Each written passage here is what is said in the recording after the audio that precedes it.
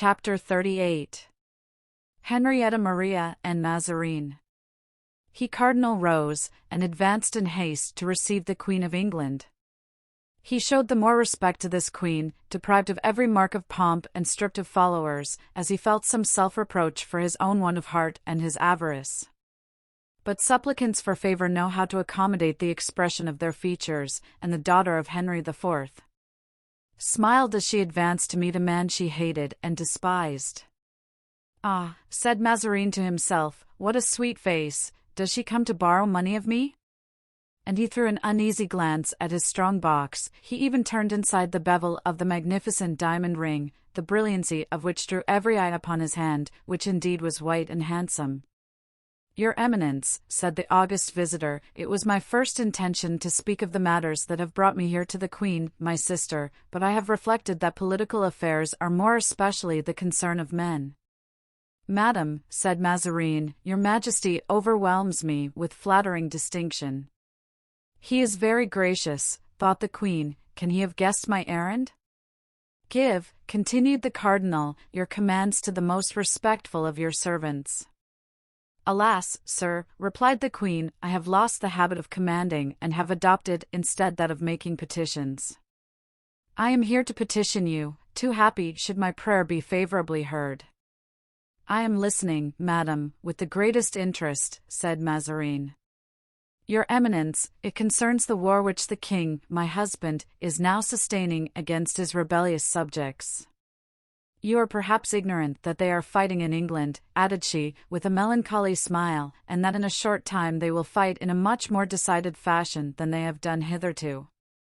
"I am completely ignorant of it, madam," said the cardinal, accompanying his words with a slight shrug of the shoulders. "Alas, our own wars quite absorb the time and the mind of a poor, incapable, infirm old minister like me."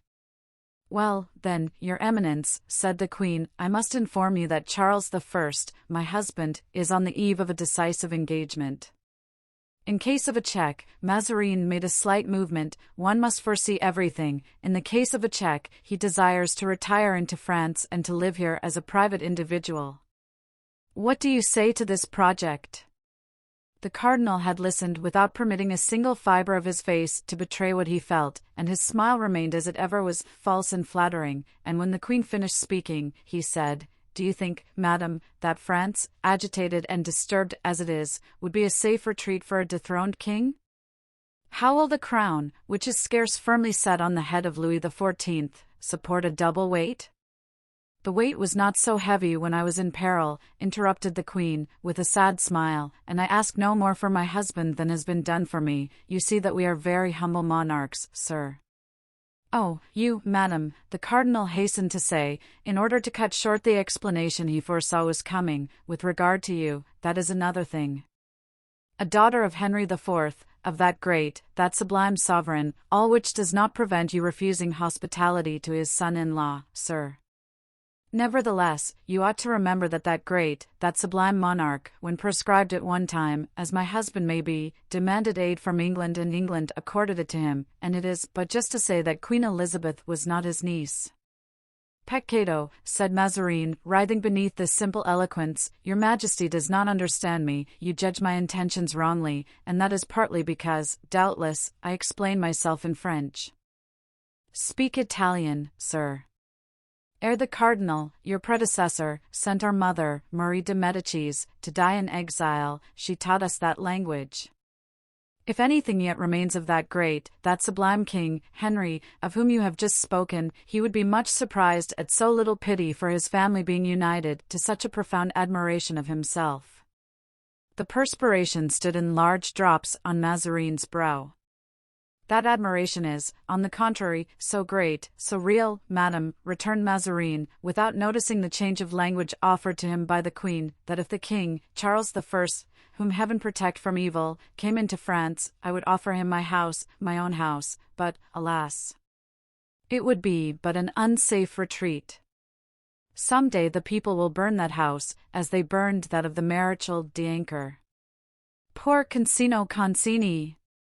And yet he but desired the good of the people." "Yes, my lord, like yourself," said the Queen, ironically. Mazarin pretended not to understand the double meaning of his own sentence, but continued to compassionate the fate of Concino Concini. "Well then, your Eminence," said the Queen, becoming impatient, "what is your answer?" "Madam," cried Mazarin, more and more moved, "will your Majesty permit me to give you counsel?" "Speak, sir," replied the Queen. "The counsels of so prudent a man as yourself ought certainly to be available." "Madam, believe me, the king ought to defend himself to the last. He has done so, sir, and this last battle, which he encounters with resources much inferior to those of the enemy, proves that he will not yield without a struggle. But in case he is beaten?" "Well, madam, in that case, my advice— I know that I am very bold to offer advice to your Majesty— my advice is that the king should not leave his kingdom. Absent kings are very soon forgotten. If he passes over into France, his cause is lost." "But," persisted the Queen, "if such be your advice, and you have his interest at heart, send him help of men and money, for I can do nothing for him. I have sold even to my last diamond to aid him. If I had had a single ornament left, I should have bought wood this winter to make a fire for my daughter and myself." "Oh, madam," said Mazarin, "your Majesty knows not what you ask. On the day when foreign succor follows in the train of a king to replace him on his throne, it is an avowal that he no longer possesses the help and love of his own subjects." "To the point, sir," said the Queen, "to the point, and answer me, yes or no. If the king persists in remaining in England, will you send him succor? If he comes to France, will you accord him hospitality? What do you intend to do? Speak." "Madam," said the cardinal, affecting an effusive frankness of speech, "I shall convince your Majesty, I trust, of my devotion to you and my desire to terminate an affair which you have so much at heart. After which your Majesty will, I think, no longer doubt my zeal in your behalf." The Queen bit her lips and moved impatiently on her chair. "Well, what do you propose to do?" she said at length. "Come, speak." "I will go this instant and consult the Queen, and we will refer the affair at once to Parliament. With which you are at war, is it not so? You will charge Broussel to report it." "Enough, sir, enough. I understand you, or rather, I am wrong. Go to the Parliament, for it was from this Parliament, the enemy of monarchs, that the daughter of the great, the sublime Henry IV, whom you so much admire, received the only relief this winter which prevented her from dying of hunger and cold." And with these words Henrietta rose in majestic indignation, whilst the cardinal, raising his hands clasped toward her, exclaimed, "Ah, madam, madam, how little you know me, mon Dieu!"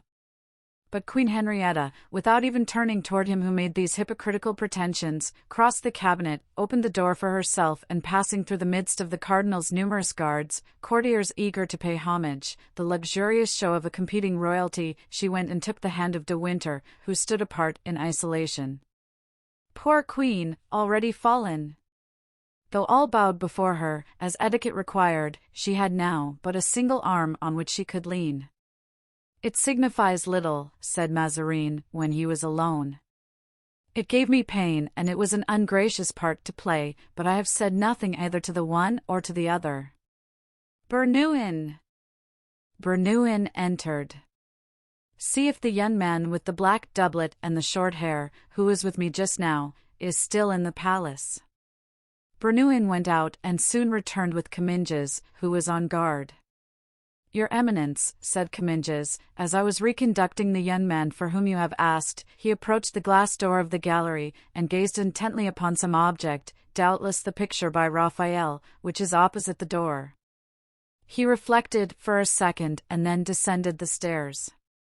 I believe I saw him mount a grey horse and leave the palace court." "But is not your Eminence going to the Queen?" "For what purpose?" "Monsieur de Guitant, my uncle, has just told me that Her Majesty had received news of the army." "It is well, I will go." Comminges had seen rightly, and Mordaunt had really acted as he had related.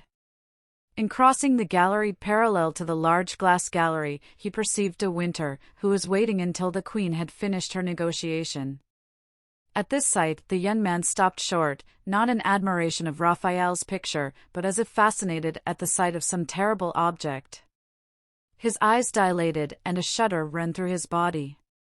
One would have said that he longed to break through the wall of glass which separated him from his enemy, for if Comminges had seen with what an expression of hatred the eyes of this young man were fixed upon De Winter, he would not have doubted for an instant that the Englishman was his eternal foe. But he stopped, doubtless to reflect, for instead of allowing his first impulse, which had been to go straight to Lord de Winter, to carry him away, he leisurely descended the staircase, left the palace with his head down, mounted his horse, which he reined in at the corner of the Rue Richelieu, and with his eyes fixed on the gate, waited until the Queen's carriage had left the court. He had not long to wait, for the Queen scarcely remained a quarter of an hour with Mazarin, but this quarter of an hour of expectation appeared a century to him. At last the heavy machine, which was called a chariot in those days, came out, rumbling against the gates, and De Winter, still on horseback, bent again to the door to converse with Her Majesty. The horses started on a trot and took the road to the Louvre, which they entered. Before leaving the convent of the Carmelites, Henrietta had desired her daughter to attend her at the palace, which she had inhabited for a long time and which she had only left because their poverty seemed to them more difficult to bear in gilded chambers. Mordaunt followed the carriage, and when he had watched it drive beneath the sombre arches, he went and stationed himself under a wall over which the shadow was extended, and remained motionless, amidst the mouldings of Jean Goujon, like a bas-relief representing an equestrian statue.